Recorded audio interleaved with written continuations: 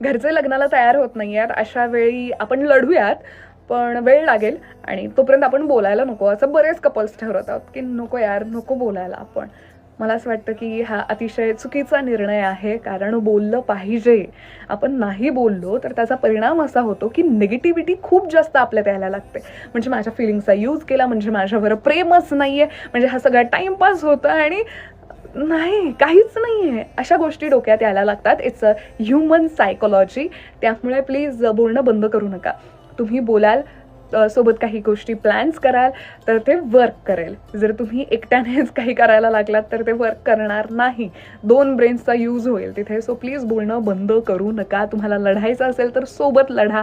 एकट्याने लढून काही होत नाही. बोलणं बंद करणं हा खूप चुकीचा ऑप्शन आहे. प्लीज बोलणं बंद करू नका. त्रास तर तसाही होणार आहे, आत्ताही होणार आहे. मग काय, एकत्र राहून जरा त्रास सहन करा ना. पण